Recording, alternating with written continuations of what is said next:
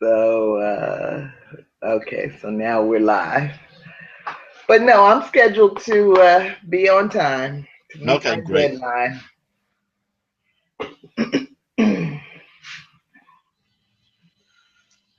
Okay, let me see if I can get my brother here on the phone. For some reason, my phone is shut off. These smartphones, Mm-mm.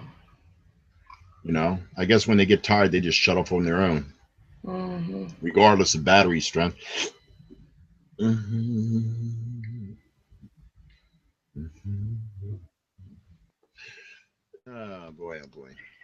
Clint Walker. Oh, that's Venita.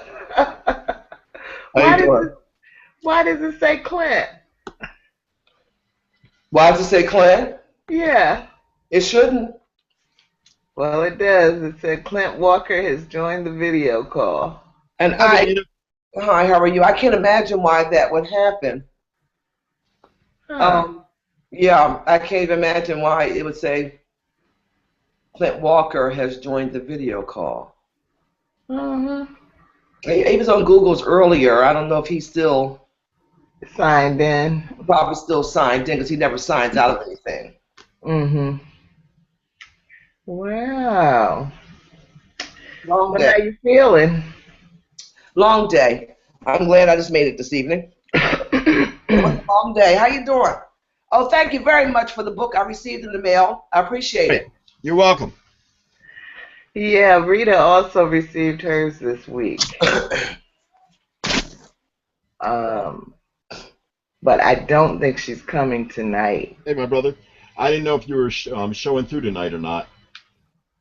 Yeah, it was crazy last week, William. He's on the I didn't phone. even know today was Friday until about 20 minutes ago. I said I didn't even know today was Friday until about 20 minutes ago. So don't feel bad.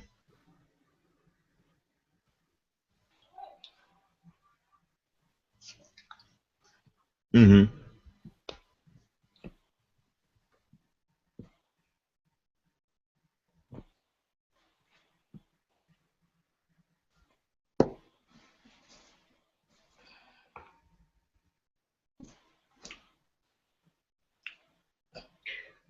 So, you have the agenda, Venita? Yeah. Okay.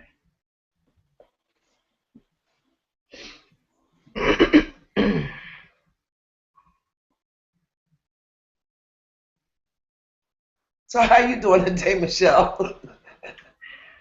Oh, I'm good. I'm just, I've had a very chilled out, relaxed day. Good. So, in fact, this is almost the first time I'm using my voice today. That's okay. I wish it was the first time I was using mine. Yeah. Yeah, I'm expecting some folks about 8 or about quarter to 8, I guess. Um, but actually, today was kind of quiet and uneventful when I think about it. Mm-hmm. Yeah, I was busy, but it wasn't like crazy or anything. So that was good. There was no crazy involved. It was just movement. Mm-hmm. And it's cold here, and the weather's going to be bad. I think starting tomorrow, but on Sunday for sure, it's going to be a lot of rain and crazy. Mm-hmm. But that's okay. It's not snow right now, That's right. and I'm still looking forward to my sleepover. Well, I am too. Now, I think I get this car straight in a minute. All right. Bill, what did Rasheed Shareef say? It kind of slipped his mind. Okay. So he said he'll be in a few. He's got to fire his computer up. Okay. And he says he's not sure he'll be able to stay the whole duration, but he'll see. Okay. Well, I Mm-hmm. guess we can go on and get started because Okay. All right. I don't know of anyone else that I'm expecting for sure. There are always a couple of people that um, say they're going to come or say they may come. But you all are my main crew, so Mm-hmm.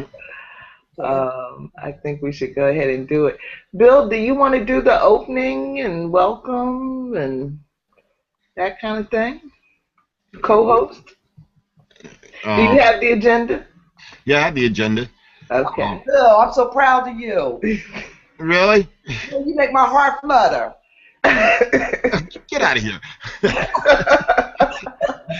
I'd like to welcome everybody to, and what we call it, a revolutionary love leadership series, and with the host, Miss L. Michelle Odom. You notice I didn't call you Logan. L. Michelle Odom. And I'm honored to be co-hosting. We have Venita with us tonight. And we're really, examining, as we will through this series, I guess we could call it Black love, if you would, which is revolutionary love, because we do need to make some changes in love in our community, using the focus of the Black Mailed anthology as our focus and our discussion topic. So is that good enough, Logan? Because I know if I don't please you, I'm going to hear it. Well, that is true. I would just add that people can learn more about us on Google+. Look up our archives on YouTube or like our Facebook page. Right. And if I may add one thing, the book, Blackmailed, is an anthology. It's our words, our history, so to speak, for our community, and the community at large, really, because more people need to know. It is available at Inner Child Press, exclusively for $12 on Amazon, and every place else it's $24.95, which is the retail price. So, if you don't have a copy, pick up a copy. Pick up a few copies, share it with your community, share it with your family, your children, your friends. Because it's important that we know who we are, and we're the only ones that can tell, us who we are, because we can't depend on outside communities to do so efficiently. That's Blackmailed. Okay, thank you. You want to go ahead and read the summary? You're like the drill sergeant, you know that? The summary, you mean in the first part where we're starting? The works of Rosemarie Wilson? No, on the agenda. Yeah, that's what I'm on the agenda. I don't see a summary until I get to Rosemarie Wilson. The works of Rosemarie, yeah. Yeah. Okay. Page 2. Mm-hmm. Yeah. Okay. The works of Rosemarie Wilson, aka One Single Rose, and also Emilia, Mimi T. Davis, and Robert Gibbons. This is what we're going to be focused on tonight. And the summary is a short piece called Goliath Brown is included in the works of Rosemarie Wilson, which describes some of the discrimination faced by Black men and women. The entry by Emilia Mimi T. Davis, dedicated to Dad, is about a man from a small town in Mississippi who moved to San Francisco in search of a better life. On his first day in the new city, he was mugged and beaten up and found a job as a live-in healthcare worker caring for an elderly woman. Robert Gibbons contributed 3 works of poetry: Au de la Durigard, French for Beyond the Visible, The Indictment of Anthony Burns, and a jury summons from Kings County. And so we can jump right into it at your discretion. Host. Okay, well, I kind of ended up with the agenda that I ended up with because I really was kind of lost with these pieces. I guess the Robert Gibbons piece more so than the others. Mm-hmm. Which, I do find the mind of the Black man to be interesting. So, Robert?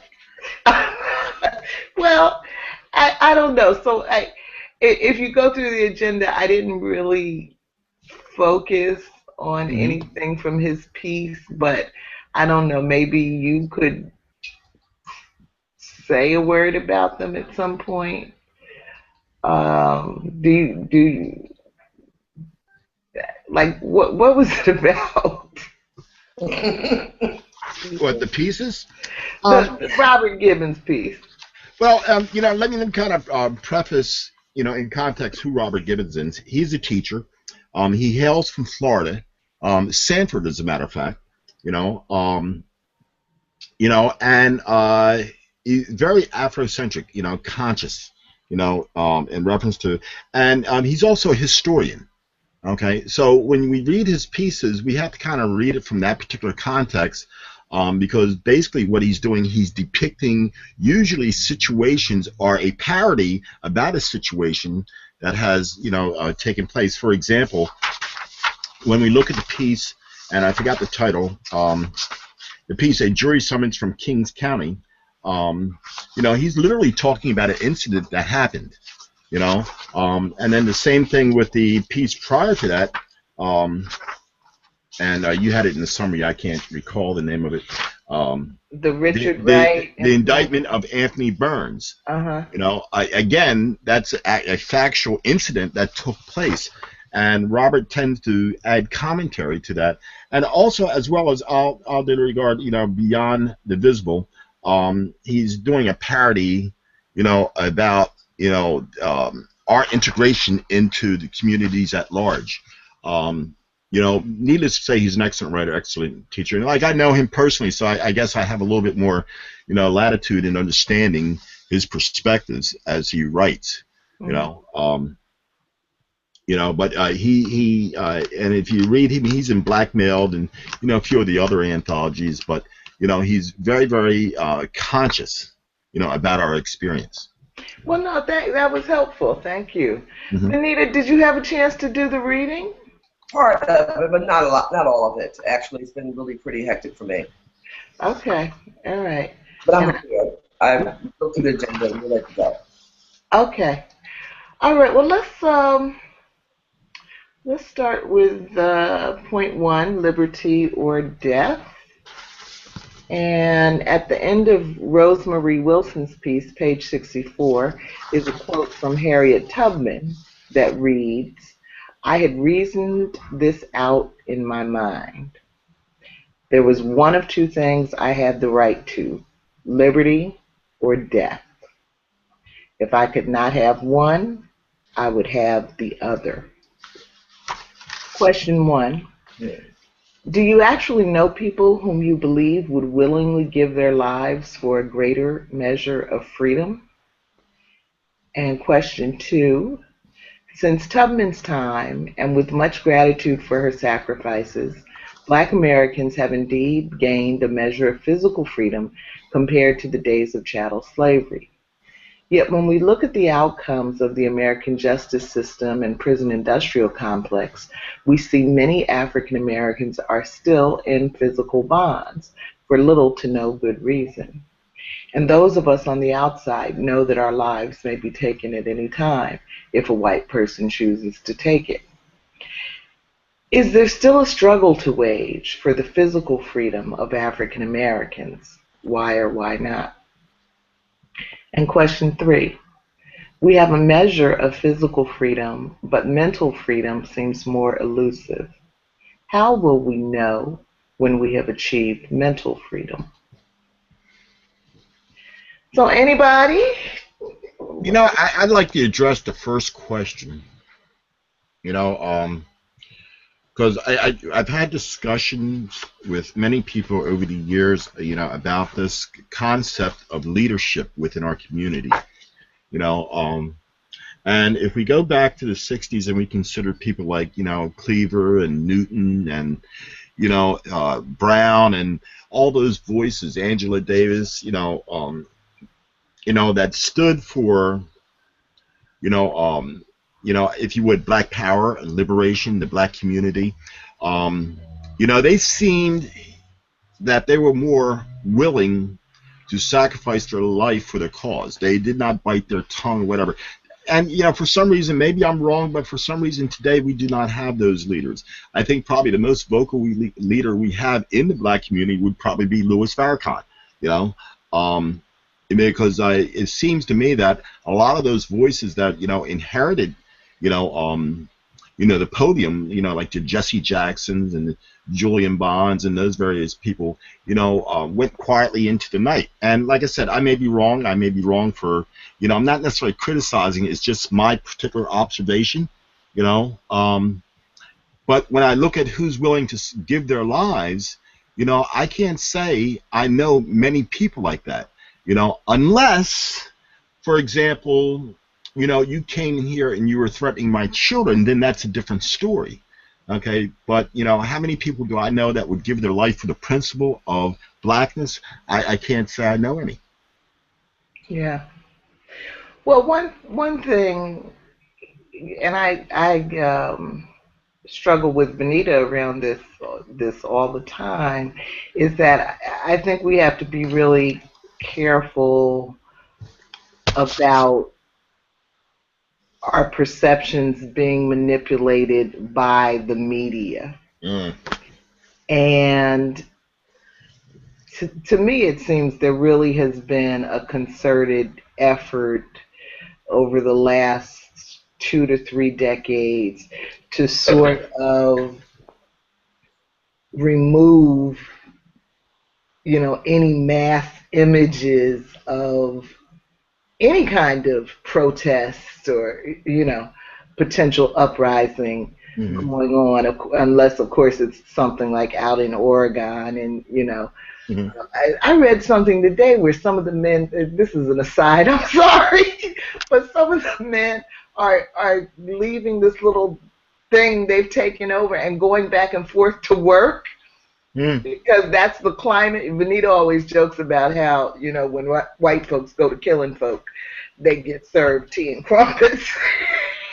Well, but my point is that there may, in fact, be stronger voices, potential leadership that's out there, but they're not going to get the mass media attention. It's sort of and I hate to say this, but I got to say it. It sort of reminds me, if you had a puppy and every time you saw this puppy, you kicked it. Every time you saw this puppy, you kicked it. So next time when the puppy sees you, it's going to run or cower. And I kind of think to a large extent that's what we have become. We cowering, waiting for the dog bones. That's not all of us. I'm not saying it's an absolute, thing, but, we're waiting for the handouts, and in the meantime, we're still being vilified, in the media, and we all know, are educated and enlightened enough to know that it's a ploy that's not necessarily all about being black. A lot of it has to do with economics, and a lot of it has to do with power, that as long as we're fighting for the crumbs amongst each other, black and whites and various other colors, that, they're stealing the cake, But, it's just sad, that, getting back to the original part of the question, that almost in a sense that with the exception of a few of us, we have lost our backbone as a community to speak out regardless of the consequences. Yeah, I do think that's true. I do think that's true. I mean, media manipulation aside, we have lost our heart. Venita? Addressing that question now, I don't know anyone who will give their life for any measure of freedom. Because a lot of the folks... Well, I would, and you know me. Well, and that's you and I. I mean, but if I look back there, I would only see you back there. And I know a lot of people. And we're only two girls, But really, it's sad that I don't know anyone. I still believe the 80s happened to black folks. I really do. It was just devastating for us. The 60s were over. The 70s was in the 70s was a big time actually for change. We had fought that fight. We thought, now you can walk on the same side of the street. You might be able to buy a little house. You might have a little car. You might be able to do this and that. And for some ungodly reason, we really did believe that we had made it. And by all accounts, from when we look back, yeah, I guess we thought, really we had made it, and we got complacent. And then there was this other campaign going on within our communities and outside our communities, be an individual. And individualism is great. I'm an individual. And it's a good thing, because once we get all those creative thoughts together, it's fabulous.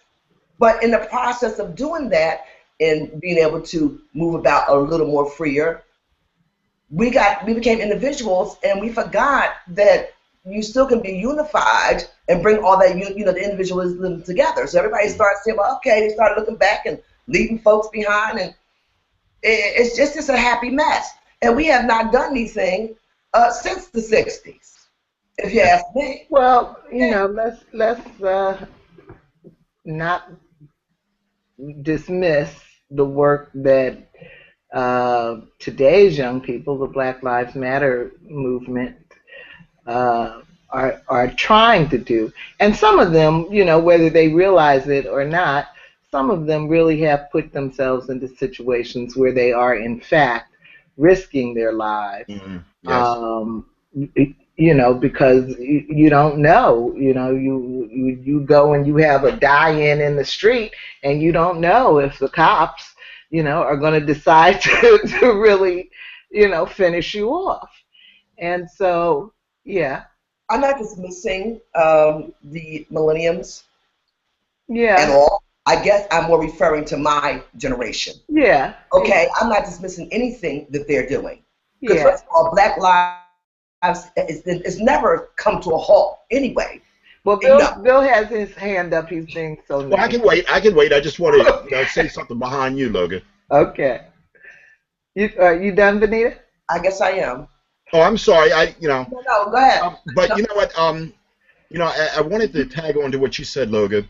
When we say Black Lives Matter, and they're, and I'm going to say incidentally risking their lives. They're not doing it in a declarative fashion like the Stokely Carmichaels or the Huey P. Newtons or the Eldridge Cleavers, or the H. Rap Browns. They're not saying give me freedom or kill me. They're not doing it in the same, with the same, if you would, verve that Harriet Tubman said, give me freedom or give me death. In other words, we're still, even with Black Lives Matter, we're still trying to prod someone or something or the institution to do something for us, and it's an institution that doesn't want to do anything for us. I mean, the reality is Black Lives Matter going to have that much of an impact on the judicial system and the people that wear those robes down in Mississippi and Alabama and New Jersey? Is it going to really? But what the Black Panthers did, for example, they went to the courthouse with guns. So there is kind of a difference, in how we approach the problem. The problem's the same. Our approach is a little bit different, and to some degree it seems like our approach is passive, but I kind of think that, and I'm probably getting off the point here, but I think that going forward, what we have learned is what we have done. They gave us a pacifier, told us to shut up, go buy some Nike sneakers, and everything will be okay, and that's what we did. And consequently, the problem was never eradicated or resolved. So I think going forward, we have to think of new methods by which we address the problem of disenfranchisement, and I guess that's why we're here tonight, that we brainstorm and pay it forward. Right, and I agree, and that we need new methods, because even though I believe that I would indeed give my life in the cause of freedom, Venita and I always say, Bill, that if we had been born during slavery, we just wouldn't have survived, because at the slightest provocation, we would have defended ourselves and been killed for it, because that's pretty much you know, that's pretty much the situation that they were in during that time. And things to me are not radically better, actually. Mm. Um, but even though I believe that I would give my life, you know, and every time I read something like that quote from Harriet Tubman, it makes total sense to me. Mm. You know, I'm not sure that freedom, real freedom, is possible at all without that kind of commitment. And I think that that's why we don't have real freedom. And I don't, you know, I don't just mean black people, but I mean human beings on the planet. We don't, you know, we cry about being run around by one percenters, but you know, but that's all of us. And and what are we really going to do about it other than participate in the system that's here? So I do think we need other ways because one, I don't think most people have that level of courage, and two, um, you know, I think life really is the goal, and you know, just killing ourselves, you know, is not necessarily going to solve the problem either. Mm. So I agree. I think we need other ways of creating a better world. Yeah. If I may say, in defense of the millennials in Generation X, I had examples in front of me in that 50-something group. The Generation X and Millennium generation had no examples in front of them. As I said before, the 80s happened. My generation became complacent. So they really haven't had been taught about themselves as much as they should have about their history. So I can't put what they're doing with Black Lives Matters is all they know because we dropped the ball. Yes. So I really don't have a right to criticize anything that they're doing or not doing. They're doing the best they know how. Yes. And our generation didn't teach them anything because our generation was off to see the wizard. And we don't want to take responsibility. We want to sit around and say Generation X, not give the generation, you know, the millennials. Well, I think, first of all, in order to find a creative solution, we need to also acknowledge the root of the cause. Mm. Yes. Because we dropped the ball. Yes, so we did. If they seem a little passive and they handle things differently, they're only doing the best they can with what they don't have. And that was the proper leadership from our generation. Justice in defense of the millennials and generation. You know, I when I look back, you know, a couple of generations ago, I remember my grandparents, and you know, we were from Savannah, Georgia, you know, and the climate then was we stay in our place, you stay in your place, and it was a sort of like a peaceful coexistence in Savannah during those times in the 50s and 60s, you know, and it worked. But you know, just like you were saying, Venita, you know, we come along. And they sold us the American dream that if we work hard, you know, we could buy houses, bigger houses, you know. So we no longer lived in those 2- and 3-generation homes, you know, and we kind of got put to sleep, you know. So consequently, what we wanted for our children was, even though our grandparents wanted more for their children, you know, they kept a hold of their values. When we decided that we wanted more for our children, we were dreaming that American middle-class dream, bigger houses, nicer cars, in better neighborhoods, getting out of the city, education, and things of that nature. And not to say any of that's wrong, but the reality, as we look in hindsight, the people or the institution didn't want us there anyway, and it was just a means of sedating us, you know, and diffusing, you know, our verve, if you would, diffusing that power that had lasted so many generations from the Harriet Tubmans going forward. And like you said, I agree, we dropped the ball, you know, and we have taught our kids to pay $150 for Nike, for Jordans, you know, and, you know, I had one pair of sneakers and one pair of shoes coming up. Sunday shoes and and sneakers. I had a pair of school shoes too, so excuse me, two pairs of shoes. But nowadays, even I have more shoes than I have an opportunity to wear, and it's just a whole different thing. And that was us striving to make it better for our children. Buying into that American dream, and we kind of lost our values. I personally think, those, we are a part of something valued because we thought that we could mix in, and that never happened. Yeah. There's some sharp young people out here, though. Oh yeah. That's what I'm telling you. I'm telling you, they're sharp. I'm just saying, as far as Black Lives Matter, I was actually answering to Bill's analogy, is that they are only doing as much as they know. Yeah. Mm-hmm. I agree. So I can't criticize what they're not doing unless I know that I taught them different. And I know that I have not taught them different. They were pretty much on their own because our generation was too busy. If it wasn't careers, it was everything but. There's not even grandparents anymore. Who's the grandparents? What about this last question? How will we know when we have achieved mental freedom? I don't think we will know that. No?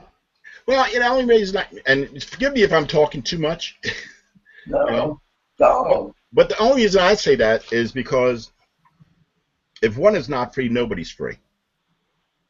So as long as there's persecution, not only in America but across the globe, and and this goes beyond culture and ethnicity as well, because it's very, very easy for the next group or demographic to be singled out and to be persecuted, whether it's the Mexicans, whether it's the Syrians, whether it's black folks here in America, or your black folks in Zimbabwe, if you know what's going on over there now. But I have to always assign my consciousness to that vision, that goal, and will I ever be free? Not as long as somebody else is enslaved mentally.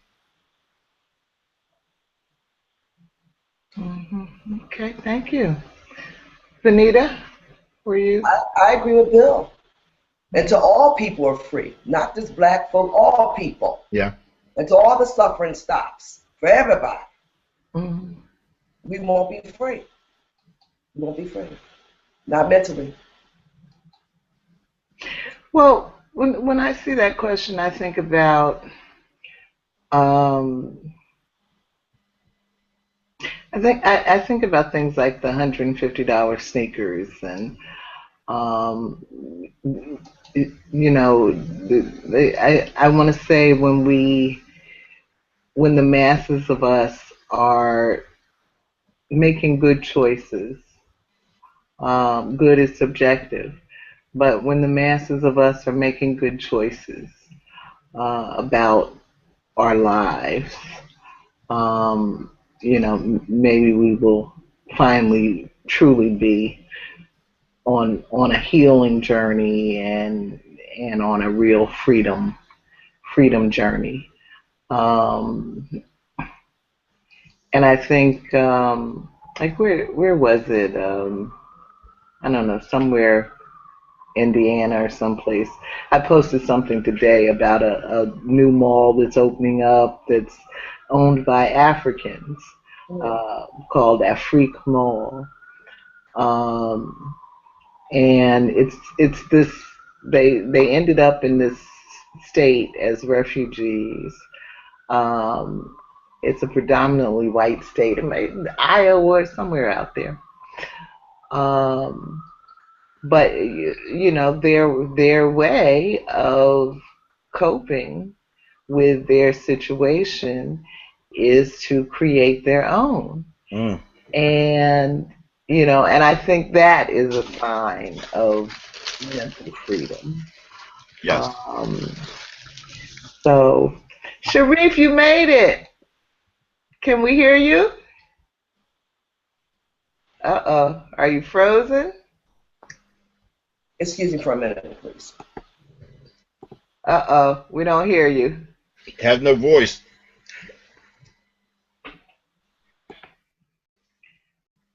No, no sound. Try to go out and come back in. You know the routine. Wow, I don't know. Must be that Florida computer.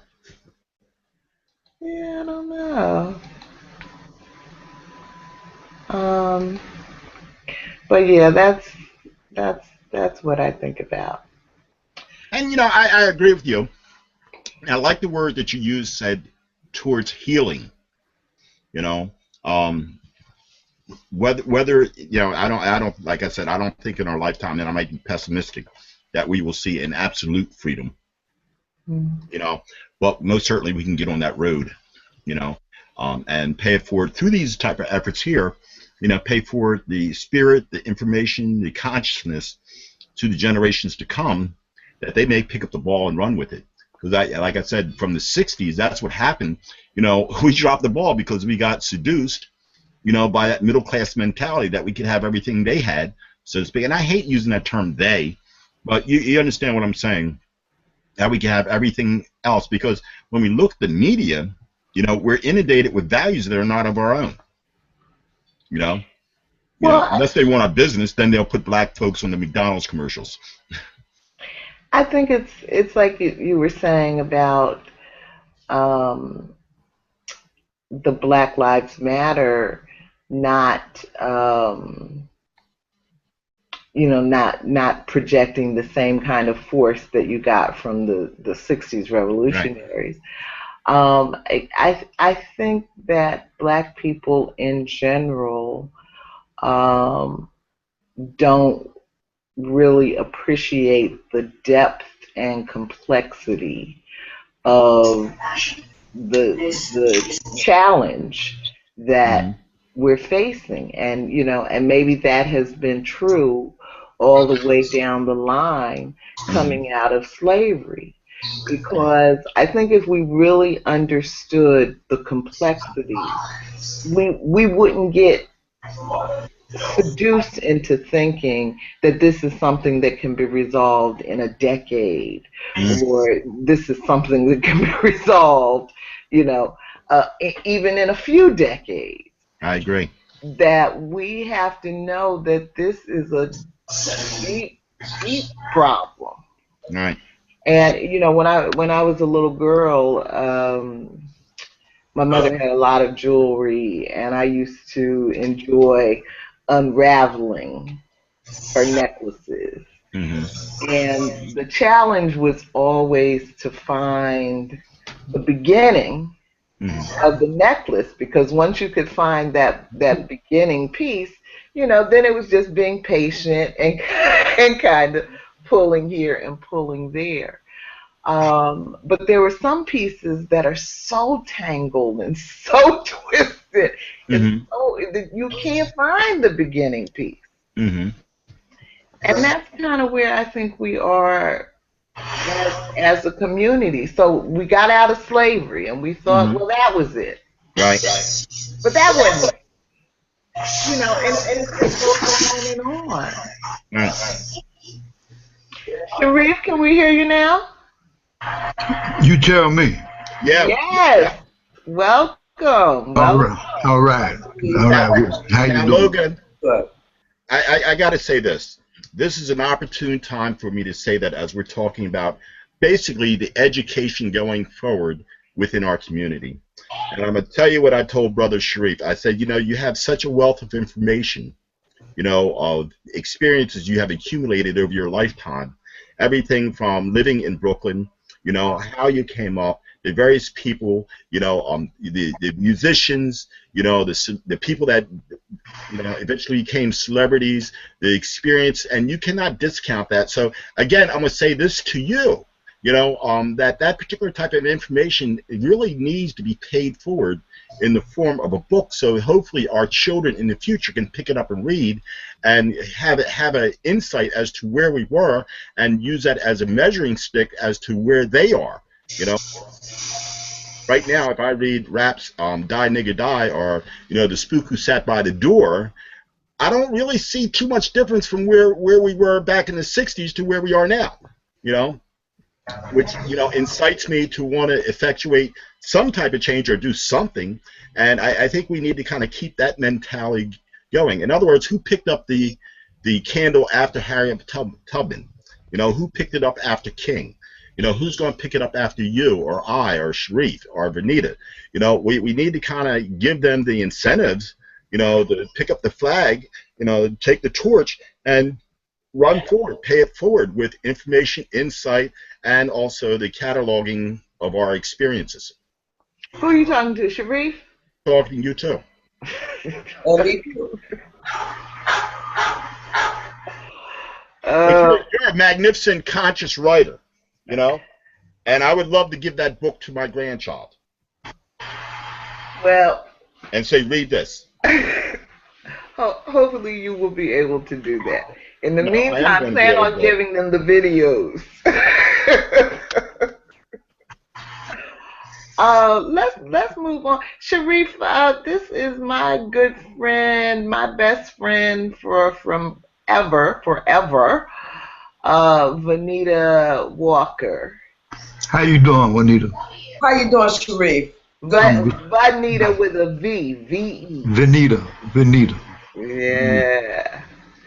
You also in Brooklyn, Venita? No, actually I'm in Connecticut, but I grew up in the city of brotherly love, Philadelphia. Philly. All right. Yeah. Venita, why don't you go ahead and read point 2, please? Okay. Can I see point 2? Dedicated to Dad? Yeah. One thing this piece does is present an image of a black man as caretaker. Number 4, what images of black masculinity do you see projected in popular media? What purpose do popular image of black masculinity serve in the dominant and oppressive culture? Now, let me say, this is the one piece that I did feel like I could follow, Bill. Mm-hmm. Dedicated to Dad is the story of a black man from Mississippi who decides to move to San Francisco in search of a better life. Mm-hmm.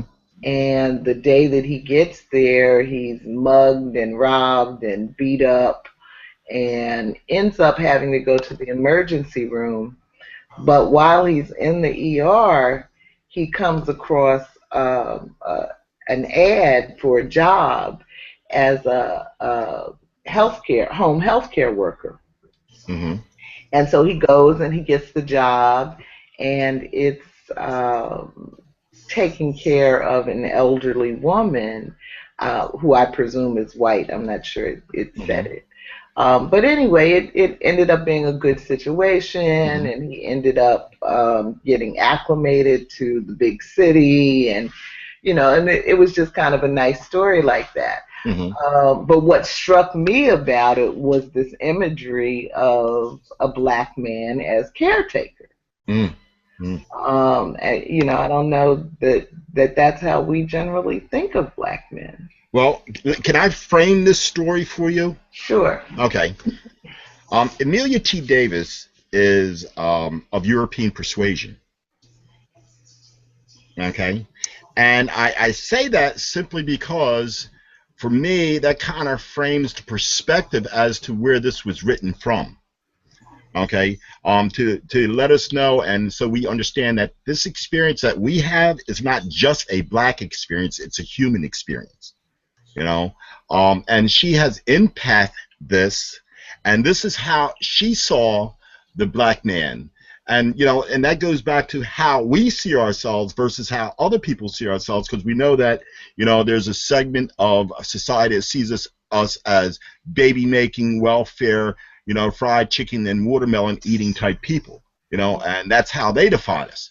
But by the same token, there are those beings out there, there are those people out there that see us in a light that sometimes we don't even lend to ourselves. So she doesn't see us as that barbaric, savage type people that's too often painted in the media. You know, so I just wanted to frame that, not in defense of Mimi, but just so with insight as to her perspectives. And, you know, because it's kind of an interesting thing when we look at people like herself or Janet, you know, who are not the contemporary, you know, example of European America. Excuse me, do I need to have a copy of Black Males handy? Because I don't at this particular time. No, but it would be good if you had the agenda. And in fact, Shareef, if Bill can give me your email address, Yeah, that's fine. yeah, okay, then you know, then I'll make sure that you get the agendas in the future. But right now, Bill, can you send him the agenda? Well, I did. You sent the agenda. Yeah. Okay. You sent the agenda, but I would have to go back out to take a look at it. So. Oh, okay. I don't want to rock the boat. Yeah, don't worry about it right now. Just okay. Yeah, just all right. But in the future, that's what I have. Do you have the book Blackmailed? Yes, I do. I just don't have it handy right now. Okay. Okay. So what do you guys think about these questions? What images of black masculinity do you see projected in popular media? And what purposes do those images serve? Can I interject right there? Certainly. Or contribute something? In reference to your question, what came to mind almost spontaneously was the exploitation of black masculinity to serve the purposes of particular agendas that are not necessarily friendly to people of African descent. I think it's still I still think it's within the framework of a form of slavery on a different level, because being a capitalistic society, whether they hate you or they love you, if they think they can make money off you, that's what they're going to do. But that doesn't mean that your best interest is at heart.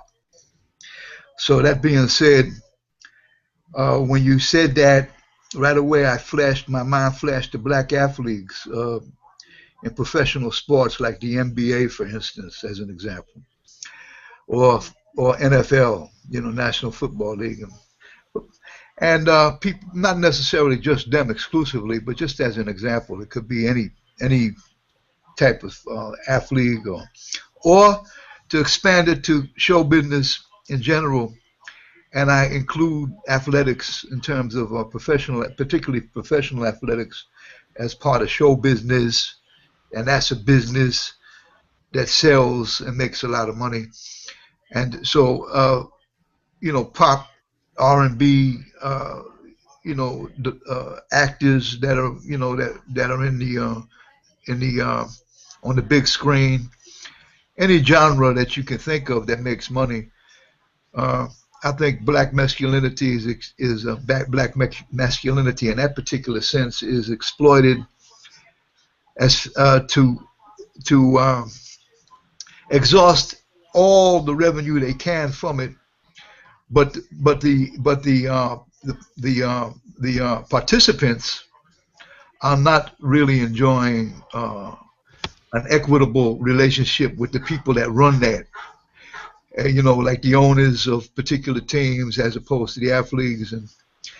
And one of the examples that come to mind is that not in any genre that's part of show business, where there are a considerable amount of people of African descent, the slightest thing that happens that's even remotely negative in terms of their character or credibility, they make an exerted effort to bring them down, to bring African people down, to bring African people down. You know, just it seems that they have a whole different program for African athletes or African entertainers, as opposed to, say, people of other persuasions. And I mean, you know, that's one thing that just came to mind spontaneously, if that makes any sense to anybody. Mhm. Okay. Thank you. Anybody else on those questions? Well, you know, I kind of course, you know, I got something to say. You like me? You know, if well, you've been pretty good, you know, but if we were to do a sampling of the media, you know, we see about, you know, specifically black males, you know, so over the recent times, whether it's the last couple of years, we see by and large, without a mistake, that we are being vilified, our characters are being assassinated. And I am sure that there's a lot of black males that are doing wonderful things, you know, black females as well. But you know, mainstream media does not, does not show or give these particular type of stories to, you know, their watching audience. What we primarily see from mainstream audiences, you know, are quote unquote, like they would like to say, you know, the representation of what they have identified the black males as being thugs. You know, we see them being annoyed with Black Lives Matter, and you know, and they never put themselves under the same spotlight. In the fact that when we think in terms of riots, or you know, they like to say, well, Black Lives Matter is causing a lot of disruption, for example. You know, but when we think in terms of the same demographic, you know, they riot at rock concerts and football games and various other things, and you know, all the time, frat houses and what have you. But you know, they tend to put a spotlight, you know, on us that vilifies us to make us look, you know, as if, and they would like to say it, but they don't say it, as savages. You know, whereas there's been a lot of great achievements by black people, you know, that goes unnoticed. You know, so I think that the first thing is that they do is the indirect character assassinations, you know, with what they carry in the news. I remember going back, I always noticed that if there was a crime committed and they suspected the person was black, they always had a picture, a video, or a sketch showing that it was a black male. If it was questionable, or if it was a European persuaded male, they wouldn't even show the picture, you know, generally, you know, on the news media. And, you know, it just says, and to me, it says that first of all, we're not playing on a level, you know, playing field. That's the first one, you know, from the streets to the courtrooms and to the bench. You know, and even if we look at the statistics in reference to, you know, our prison industrial complex, you know, our military industrial complex, you know, they don't talk about the black males that sacrifice their lives for the quote unquote freedom and democracy of this country. You know, yet we're the first ones on the front line. They never, you know, give us that particular type of information. So I think until we, you know, have our own means of disseminating information to our people, you know, that we start to establish our own economies, we will always be subject to what they want to tell us who we are. Yeah. So that's vilify. Another word that comes to mind that's part of that is demonization. To Yeah. demonize, Mm-hmm. to demonize the image of African American people, or people from the African diaspora, to fit into the construct, or give credibility to the philosophy that constitutes white institutionalized racism. They always have to reinforce the credibility that naturally by nature doesn't exist at all. It's a myth. That's a myth, and it's just so many things that they base things on, or mythical, or just, and that's a very diplomatic word, because really they're lies. But they always have to come up with some new twists and turns to reinforce what they've established many hundreds of years ago. Mm-hmm. Because it has no substance to begin with. The only substance is what's in their mind, and what they care to believe based on their lust for power and control, and parallel with that is wealth, and so to make people subjective, to make people submissive to that status. And so there's always going to be a group of people that's going to be earmarked as those that's supposed to be submissive, of subservient, as opposed to those few that call the shots. And there's always going to be, even in Africa, I mean, you got the haves and the have-nots amongst governments that have African governments, and the constituency is African, and so then.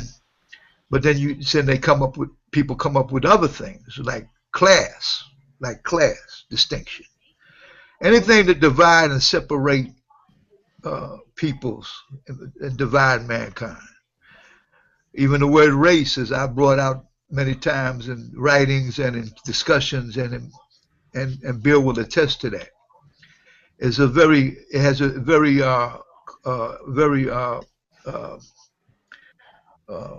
what's that word again? When something, a hidden meaning, and it just went out of my brain. There's a special word that just went out of my head that has to do with a hidden meaning. Hidden meaning. Mm-hmm.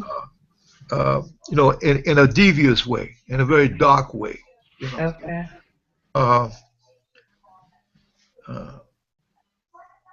Let me let somebody else jump in there, because my mind went blank for a minute, because I was trying to search for that word and then my mind went blank. So just let somebody else pick that up. Well, you were talking about the subliminal. Right. Yeah. How the word race is used. Okay. A subliminal message. Mm-hmm. Well, yeah, and I believe that all of this subliminal messaging, black folks are not the target of it, but I believe the masses of white folks are the target of it. Mm-hmm. Definitely. And the purpose that it serves is, that's what makes it easy to shoot us down in the street. Right. That's and it's working. It's working. It's working. Oh, yeah. This thing about where they can so easily flip the script and blame the victim. Right. Constantly. And let me say this. I want to touch on this, because Shareef, you brought it up, and let me say, I dislike having to point this out, but when I do an analogy where we are now versus where we were in the cotton picking days, we had, and excuse my language, we had the field niggas, okay, and then we had the house niggas, okay, and the people in the field, no one really cared about them. You die, we just throw you in the river or whatever the case may be. But the house ones had the advantage. And in this day and time, if we were to look at who are these house people today, these are, as Shareef was saying earlier, the athletes and the ones that are maybe able to slip through the cracks and have some type of affluence because they have been allowed to, as opposed to earned it. Whereas there's a lot of other people that have earned it that aren't getting the opportunity to do so. But in the meantime, they have all the field people dreaming of being house people, Right. And that's kind of, and again, it works because it keeps us divided. Just like I made the comment a couple of weeks ago, does Oprah Winfrey need $4 billion? Well, that's not for me to say, okay? But by the same token, it's the indoctrination, the propaganda that causes this particular type of thinking.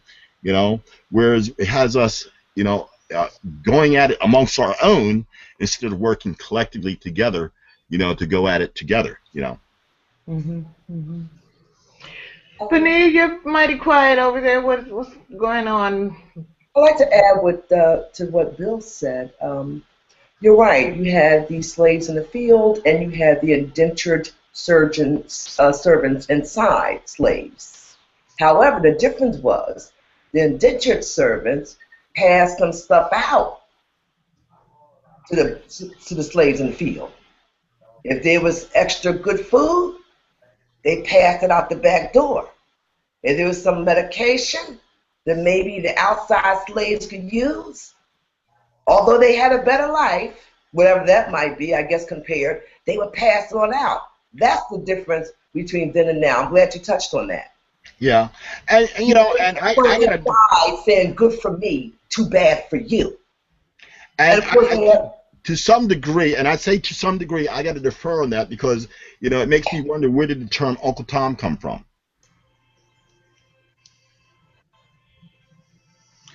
Was that from Uncle Tom's Cabin, or did it Well, exist I'm before saying that? the term that we so popularly use, and, you know, like you know, in other words, it's you know, a lot of times we'll use the term you've been a sellout, you know, and I agree with you, Venita, but I think that there was, you know, and you know, I wouldn't know because I wasn't there, but even as a kid, when in the South, you know, those particular type of entities that sold their own people out were I remember some of them, even in my own family, you know, that you know played the step and fetch it type mentality, you know, or whatever, you know, so I you know, it's kind of a touchy subject because you know what it does. I see it as something that really continues to divide us as opposed to bringing us together. of course it does. Of course it does. The good Yeah. for you, the too bad for you mentality. You know, and I wasn't there either, but that's my understanding from things I've read, you know, concerning slavery. I don't know, Bill. Yeah. This is so big. Let's move on to section 3 because it's 7:30. Is it? It is. We must be having a good time. Time just flies, yeah. I'm on point 3, violence and revolutionary struggle. A quote by H. Rap Brown follows the works of Robert Gibbons, page 78. It reads, "This country was born on violence. Violence is as American as cherry pie. Black people have always been violent, but our violence has always been directed toward each other.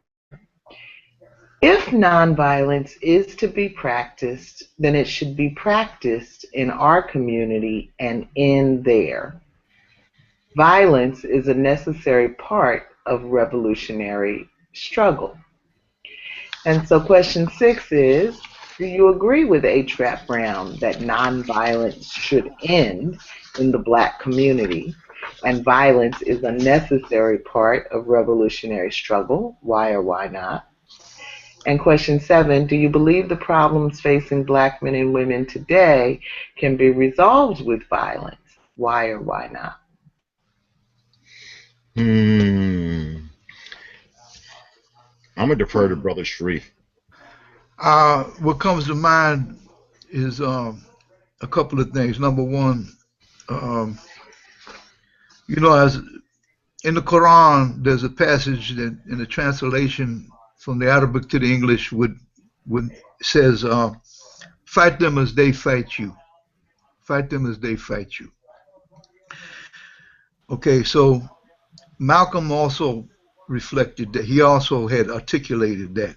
El Hajj Malik, he also articulated that when he said, you know, if they're coming down on you, basically, I'm just paraphrasing it. When they're coming down on you with hoses and dogs and beating you with clubs, you know, you don't try to link hands and sing kumbaya. In other words, or say, you know, we shall overcome. It ain't a time to go talk about we shall overcome. You got to defend yourself. You're being attacked by someone who has no intention to have an amicable human relationship with you. All right, and so you got to wake up and call it what it is, and you have to act accordingly. Not to do that would be delusional, you know, and in denial about something that will certainly be detrimental to you as an individual and the collective, and that's what's been going on. In that sense, that's a reality. Some people don't want to digest that. They don't want to hear that. Okay. Even Europeans that run this system or have been running this system, they'll be quick to tell you that freedom isn't free. Okay, and they have backed it up by calling some of their aggressive imperialistic campaigns throughout history as fighting for freedom, when in fact, more often than not, that's a bunch of BS, and it's just about expansion or just about control. And up to now and including now, it has not subsided. And so that's okay with them. But if anybody, consistent with the powers to be, if the police, they have a posture, that they should be the only ones with guns. You know, nobody else got the right to have guns. Okay, even though people will talk about the Second Amendment, and then look at these cats in Oregon right now with the pieces on that land that. I found it kind of humorous in a way, in a weird way, how the native people came forward. I think they were Paiutes, and said, "Look, you talking about this was your land back in whatever year? You know, we were here long before that." And this is the thing that's going on right now in Oregon, where they're having this standoff. Yeah, it's crazy out there. You know, so what I'm saying is, they'll tell you who can have pieces and who can exercise their Second Amendment rights. Look how they treat. Look, man. Shareef, excuse me. Can you just bring your camera forward a little bit? So yeah. Can you stay like that? We'll try. Anyway, my back bothers me, so I have to move around a bit. Okay. All right. So, listen. You know, remember the movement? A sister came from Philly.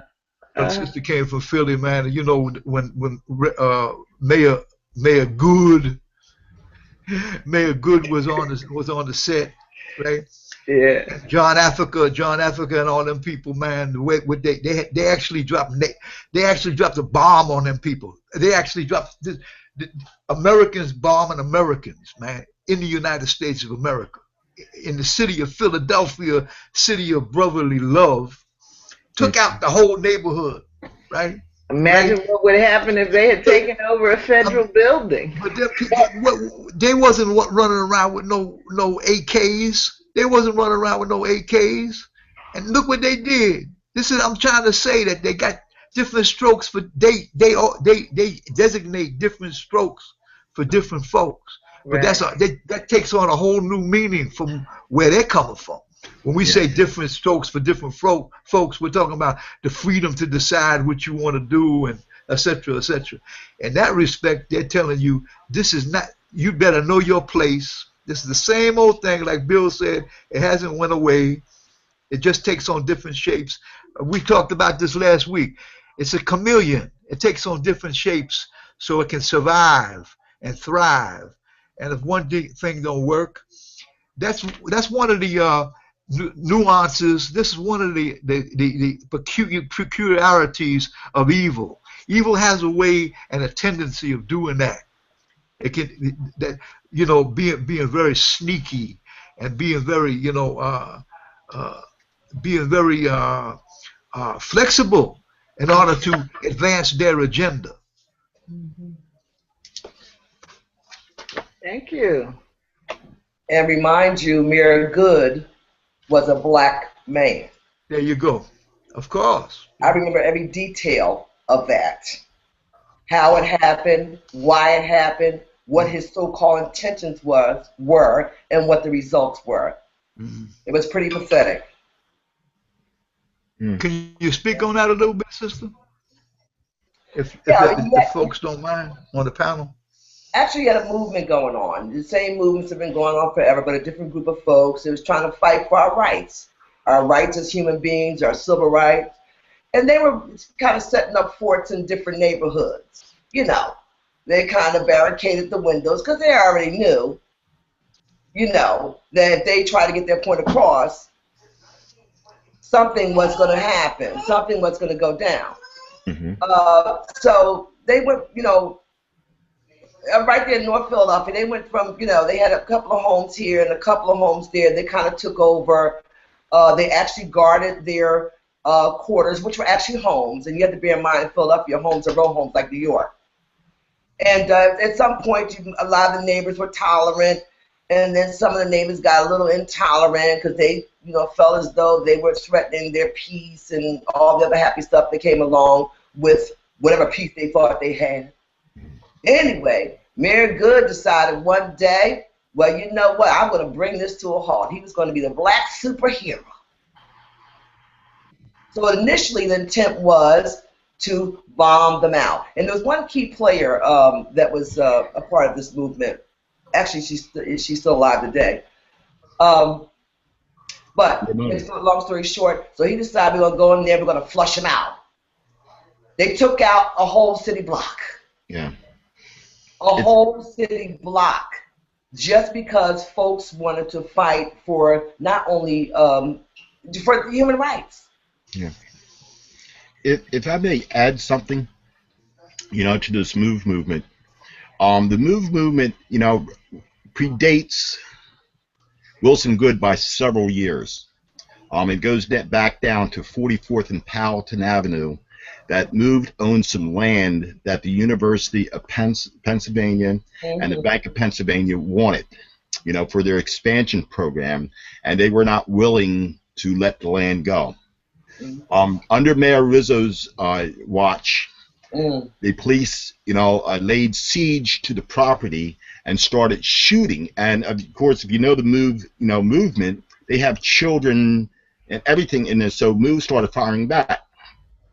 What happened? A police officer by the name of Joseph Ramp was killed by friendly fire, not by Move, but by friendly fire. From that point on, and if you know the City of Brotherly Love, it's a good old boy network. Okay, and I had a Dutch person tell me, they still ascribe to the plantation theory. But that point on, and this is how Mumia got caught up in it, and a whole bunch of other people got caught up in it. From that point on, the media was able to mobilize the black community against itself. Because going back to 44th and Powelton back in the 70s when that incident took place, Move was celebrated just like the House of Umoja, the Fatahs in West Philadelphia, they were celebrated because they were for the betterment of the community. And again, back to, as Shareef was saying, demonizing and vilifying, the media vilified and demonized Move, just like they did to the Black Panther Party, and they polarized our community, and we bought into that. Okay? And incidentally, it wasn't good to drop a bomb. Patrick, the fire chief, refused to put it out, but it was the police commissioner at the time that decided to drop that bomb against Good's wishes, and he did it anyway. They dropped it from the helicopter. Okay, but see, that never came out, but that's what happened, that particular day when they burned out Osage Avenue. Okay, it wasn't Good that gave that order. It was the police commissioner that gave that order, and then the fire commissioner, they could have saved it, refused to put the fire out. But that was not just for Move, but that was their attitude against the black community, because that area in Osage 60, 61st, and Osage Avenue was all black. There was no white folks there, no Europeans there. It was all black, and it's bordered by Cobbs Creek Parkway. So there's a park on the other side, so it could only go so far, 2-3 blocks, which it did. But and there's so much more to that story too. But basically, what the first issue was over a land grab. The second issue was, the polarization within our own communities against each other. Because one thing about Move, they kept that community safe. It was not only their house; they weren't guarding just their house. Because they had a low crime incident in those communities, the Osage community as well as the Powelton community. Did Mayor Good ever defend that? Because I've never read where he defended that. Oh. I said, did Mayor Good ever? No, he did not defend it publicly, but it just so happens one of my best friends was the director, Dr. Ed Robinson, was the director of public. He was actually Wilson Good's mentor, and he was one of my mentors. So, we learned a lot of information, because at that point in time, I was in financial services, so we had a good little whatever going on. But that's interesting, because that information is never off the public, ever. Yeah, I can tell you stories about the contractor, Ernest Williams, who wound up going to jail. I mean, there's so much corruption, behind that whole story. But Wilson Good better had kept his mouth shut, because, as you know, Philadelphia to this day is still run by that same good old boy network. Well, Mayor Rizzo, he was a gangster. Yeah, he was. You know, but he came up out of a gangster community. Yeah. He didn't make the gangsters. Gangsters No, were that's there what I'm before he saying. got there. Yeah. Interesting. I didn't know that. I never knew that because that's one of the stories I've ever heard. Right. And a very good friend of mine was Mayor Rizzo's personal bodyguard. You know, so there's a lot of stories. There's a lot, you know, to be told historically about the Philadelphia story, and also about Rizzo and Good and all that kind of stuff. You know. I think the brothers had there's a masjid or mosque on 60th and Osage who I know the brothers there. The imam, the name of the masjid is Mujahideen you know, which that's a whole other subject for another time because the word Mujahideen, the way people understand it has been talk about vilified. This has really been taken on a trip. But the Masjid Mujahideen, those brothers there in that area also helped to keep the crime level down, because they didn't play. They didn't play with with the drug thing, particularly with the crack thing and stuff like that. I think between them and the move people, and of course, remember when the Panther Party was doing essentially the same thing in the inner cities with the breakfast program. Nobody ever talks about some of the services they afforded the communities that they were active in, along with the young lords, the Latino contingency that was in tandem with them. The young lords back in them days, had a lot of very positive programs. Nobody, because that would go against the whole image that they're trying to project of them. Shareef, since you brought up the point of the other services, stay right there and go back to this question of: do you believe the problems facing black men and women today can be resolved with violence? Why or why not? No, it depends on the situation. But that you can't. That's not. The answer isn't black and white. It's not such a simple answer. It depends on any given situation. First of all, sometimes violence is necessary. Just ask the good old U.S. of A. They'll tell you about that. Okay. Now, whether you have the wherewithal to do that successfully or not, that's another thing to consider.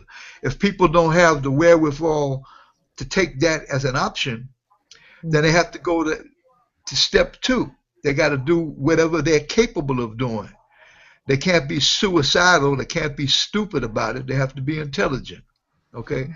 Like Ali used to say, fight and run away and live to fight another day. And with his, pertaining to his style of boxing as opposed to toe-to-toe slugging with a cat like Sonny Liston, for instance, right? Remember that, just using that as an analogy. You say, Ali used to say that, fight and run away and live to fight another day. Makes sense. So that's why I said it's not easy. And he was not a punk. Hell no, of course not. It's strategy. There's such a thing as a strategical retreat. Right. Now, a punk can say he was doing strategical retreat to cover up the fact that he's coward. Say, oh, that was strategical retreat. He don't got his hat. That's all. It ain't about no strategical retreat. Okay. So you can play with that, man.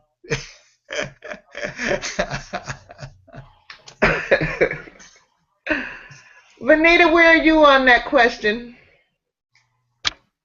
I'm a nonviolent woman. But I fight if I have to now. I tried to take the nonviolent route with Michelle with my back. But I don't know. I talked to my son about this, Clint, the person I'm on this icon now because he used my computer here. And if you talk to the younger folk, They, from ones I've been speaking to, and these are intelligent young people that are shakers and movers, they don't believe that anything is going to be solved by nonviolence. I wish he was here. I really do. I like to get their perspective because it's very important what the millennials and the Generation X think when it comes to dealing with situations. But he really does not believe. He told me, Mom, and I was talking about nonviolence as I was raised to try to resolve issues. He said, Mom, what situation do you know when it came to black folks that was ever resolved without violence? Even if we didn't initiate it, we had an answer to it. Mm-hmm. He said, during the civil rights movement, we went out, we came in nonviolent, but we had to answer to it with violence when they became violent against us. So, my son, Clint, says the only way that this is going to resolve an issue here is that it has to be violence. Because folks don't understand plain English. Folks don't understand, please let me go, set my people free. So he said, quote unquote, I don't know. I don't know. Just like you know, on reference to that, sister, that's consistent with what I just said a moment ago. I mean, uh, my memory serves me right, and correct me. During the '60s, when you had the so-called riots, some people, depends on for whose perspective. Some people call that an insurrection, like in Newark, like in Detroit, etc., in Harlem, you know, and other places. It wasn't until that went down that some real moves, something that even resembled a move that impacted on liberty and equality started taking shape after those things went down. Not when the people were saying we shall overcome and hit the streets. And if my memory serves me right, if you look at it in its historical context, the way it had happened chronologically, you know, I mean, in real time, back in the '60s, they started making some moves, even though they were little, you know, short little increments. You know, they wasn't. It's certainly not as significant as they should be. That led to people like President Johnson at the time passing a lot of legislature that was more favorable to African people. That was and people like my man in the Supreme Court, Clarence? Thurgood. Thurgood Marshall. Thurgood Marshall. Thurgood Marshall was a champion, you know, and a lot of times people, they don't know the history. I think Johnson did a hell of a lot during those days compared to his peers. You know, I think Johnson did a whole lot more, but then a lot of pressure was on him too. So, you know, even though it was nearly not enough, you know, there's one thing that we overlook about those situations is that, you know, you've heard this before. You know, all the legislation in the world don't change hearts. You know, don't change what's in somebody's heart. You know, Right. it takes an education or re-education because people have been miseducated. You know, you had the book, The Miseducation of the Black Man. My man Karingi, who did that? Anybody familiar with that book, The Miseducation of the Black Man? Carter G. Woodson. Okay, all right, that's right. That's correct. Yeah. But you know, there's been, you know, European Americans have been miseducated too, or lied to. You can say miseducated, you can say lied to. That's consistent with being history. History has a lot of lies in what they call history, what they put in, and what they, just on the fact that they omit facts is a lie. You know, on the strength of not mentioning the real facts, just conveniently omitting certain facts. So there's so many intrigues, there's so many twists and turns here, but I don't really think that the people first. There's so many, you know, there's so many PowerPoints. I mean, when they speak about leadership in the black community, for instance, we haven't, we haven't had real leadership in the black community for a long time. I mean, I look at a lot of these people that they purport as, or they hold up as leaders, and they throw that word out, are just plain poverty pimps. And the real leaders are either dead or locked up for life and waiting to die in prison as political prisoners. Yeah. Okay. And we don't want to digest that sometimes. That's kind of tough to swallow, but that's real. No, we were kind of talking about that before you got here. That people don't really have much courage anymore because we've seen we've seen what happened to the bold, brave black voices who stepped out before, and we're scared. Yeah. Yeah. Yeah. Well, look, I thank you. I think I want to skip the love note tonight because one, I didn't really understand that much, and I'm probably the only one that read it. But I do want to ask. We have two poets here. Does anybody have some poetry they want to drop on us as we go out? Okay. Bill, you can pick that up. I'm looking to get to my poetry page on my phone over here. The only thing meaningful I did, and Logan shared this, so maybe I'll share this with you. And this is not by any means whatsoever, to acquiesce, because what we've been talking about tonight, is very, very powerful, and it speaks to our militancy or lack thereof. But I just want to take it a different twist. And this piece I wrote was called A Prayer of Reverence. All right, but you're going to let us see your face while you read it? Okay. Thank you. Can you see my face now? Yeah. Okay. A Prayer of Reverence. I am thy blessed child, O Creator. I bow with gratitude beyond my way for this favor thou hast granted me. Each day you and only you allow me to rise, that I may seek and find more of myself and what thou hast endowed me to become. You have created a wonderland without limit upon which your children may indulge. You have given me a consciousness that encompasses all things thou hast blessed me to see, past, present, and what may come. By the mere thought of your providence, I draw still the needed breath to sustain this life. My heart beats and ushers forth the food that sustains this vessel. All this is done without my intervention. I do none of this on my own. Here I sit at the hour before the rising of the sun, which I trust without reservation will be so, for thou hast ordained it, that man may be enlightened and find his way back home, back to you. In the night I muse, I wish, I dream of the possibilities that are not restrained, and there is no end to be seen.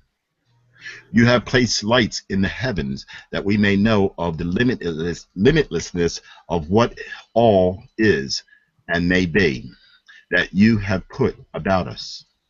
You have held not your hand nor your grace from this child, nor any other. When I had been troubled, you have always took me up and held me upon thy breast until my anguish subsided. Each tear I shed was a letting of my wayward ways and my crooked thoughts and my path to healing, that I again may know of a life of promise and joy. You have given meaning to my life, and I see that spark of wonder in the eyes of the children, my children, and those of others. And those of us who call ourselves mature, who will not relinquish such a gift by following the ways of this world of men. You have provided us with the seed and the womb, that we too may recreate, procreate in our own image, which is thine image, for we are but reflections of thy holy sovereignty. Oh, the miracle of life. I am grateful, filled with a divine reverence for what life is and may be. All the things I know amount to so little, yet I have you. So what need have I to know all things? In closing, I wish to humbly thank you for the myriad of emotions you have allowed me to taste. The anger, the love, the hope, the hurt, frustration, the joy, the want, and the pain. All these are but illusions that filled me with experience of the vast expanse and the prowess of which thou hast endowed me, which is potential. At times it is more than my empirical mind can fathom, but you also gave unto me the spirit that connects me to that which is unseen, and thus the tether that binds me to thee. But most of all, there are but a trine of things for which I live, and I am ever obedient for these blessings, and that is the ability to love, the ability to dream, and most of all, the knowing that you exist. Many times I have forgotten you, and have taken this bounty for granted. Forgive me. I am sorry. I love you. Thank you. Thank you, Creator Father, for hearing my words and the thoughts of my heart. They are but like a stream seeking an ocean. What need have I for brilliance if I cannot see my connection to thee? And peace. Beautiful. You got time for? Beautiful. And what's the name of that? A prayer of reverence. Beautiful. Very beautiful. Do I have time for a short piece? Sure. That was beautiful, Bill. Thank you, sir. That's very beautiful. Rich, man. I just happened, just flipping. I came on this piece called The Fix. The Fix. And it goes like this.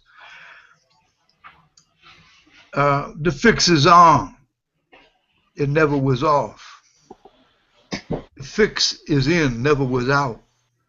Fruition of agendas, what it's about. An effort to vilify, marginalize, demonize, ostracize certain peoples, groups, tribes. The people who are entrusted with the reins of power to govern, protect the health, welfare of the people.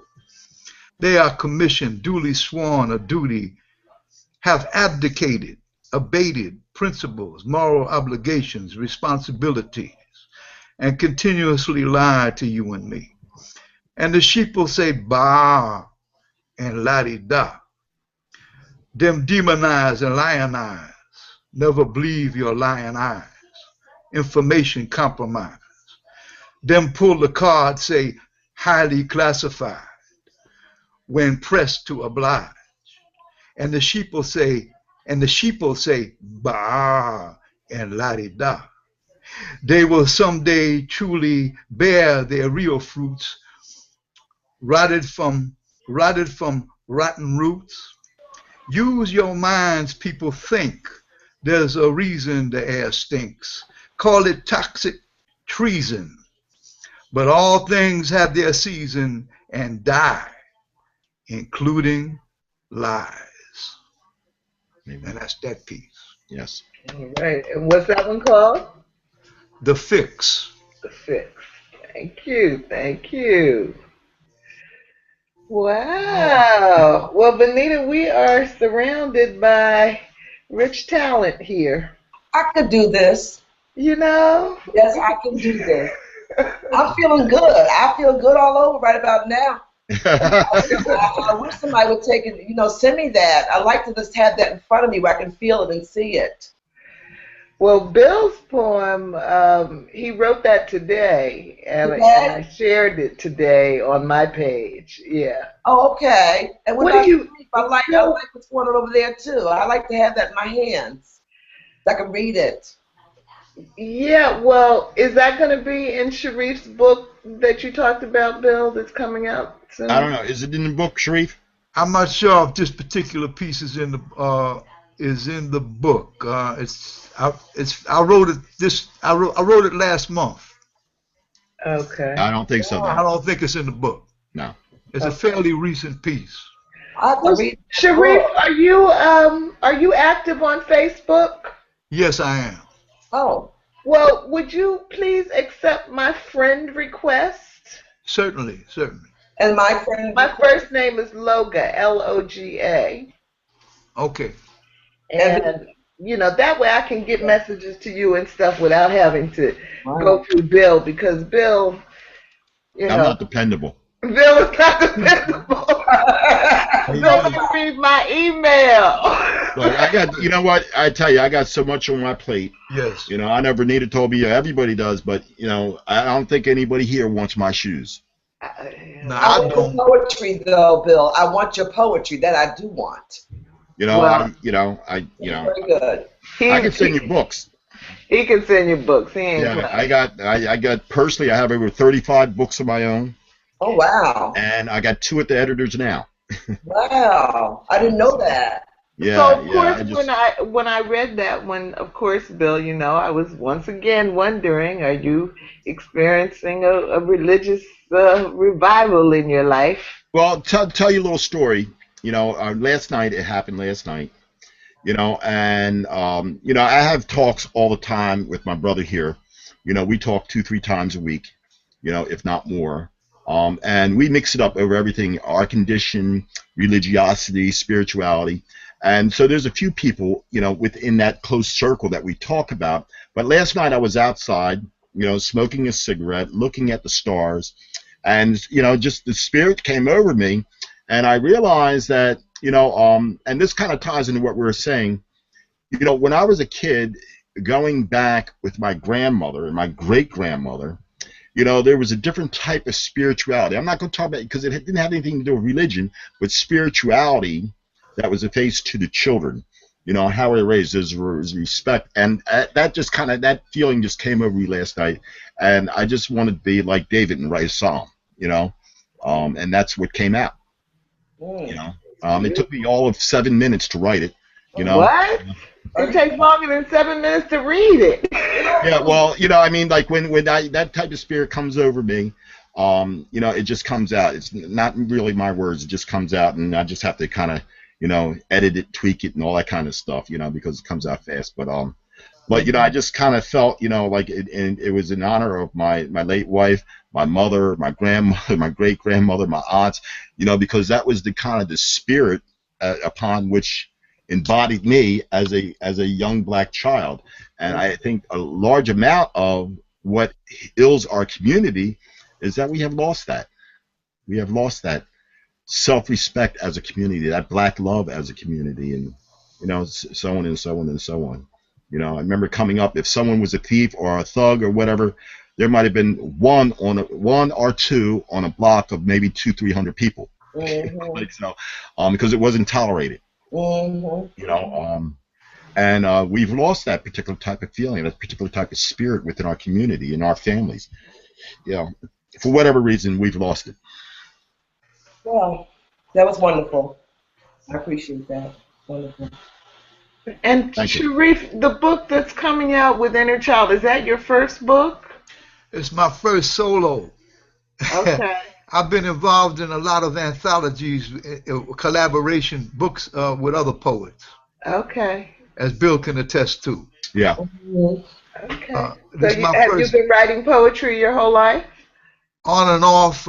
Years ago, it was an on and off thing due to work obligations and having a big family. I wasn't as consistent as I wanted to be, but I had been writing going way back, and also, there were some people in my life, like some of the brothers from the original Last Poets, who I happen to be personal friends with, 2 of them in particular, that I can't, that kind of reinforced that urge to continue doing that, even though it was very tough during a certain part of my life. But for the last 5 years, I've been very consistent and been staying on it for about 5 years now. And I've been, I guess Bill can say, put the pedal to the metal, huh, Bill? Yeah. You say putting in the work, right? And Logan, don't feel bad. I've been after him for about 2-3 years before we got this book together. Okay. So just to let you know, I am persistent. I know you You are. are. I'm going to be coming after you. And Venita, you being her best friend, you know how educated and conscious she is, right? Uh, Right. yes. So, I've been after Logan, I mean, because, she's a very deep sister, and things she knows, we need to know. Her commentary, insights we need. So I'm trying to get her for the last couple of years to write a book, or either just give me a collection of the pieces. So if there's anything you can do to lend any, convincing or, pressure to make her, step out, because, Benita's always pressuring me too. okay, then, so I'll add I Shareef into it. Because, the generations to come need to know who Logan Michelle Odom in reference to her thoughts and consciousness is. Yes, I've talked to Michelle. We've had those many discussions about her writing a book. Michelle is continually getting in a good place, and hopefully before I die, she will get in a good enough place to put down a book or two. Okay, time is running out. At the very least. At the very least. That's what I'm saying. For me, I do. I have to be in a good place. Right. I remember when I was much younger reading about Terry McMillan, who was a legal secretary, and I was a legal secretary at the time, and she wrote her first book standing up on the New York City subways. And she had a kid at home. But I just always felt like I'm not that girl. You're Logan Michelle Odom. Yes. Which I want to announce to everybody that Logan's going to be featured in Inner Child magazine in the month of February. Wonderful. She's going to be the cover feature. So we're going to get to know a little bit more about her. By the way, the title of the book that's soon to be launched it's called Poetic Snacks for the Conscious Munchies. Wow, that has kind of a romantic ring to it, Shareef. Poetic snacks. Well, I am certainly fed by being in this good company. And thank you all for your time and your talent and your energy and your brilliance tonight. And hopefully you will all be able to join us next Friday. And let's do this again. Yep. Thank you so much, Shareef. Thank you, Bill. It's been wonderful. Good seeing everybody again. Nice meeting you. Good night. Good night. Thank you.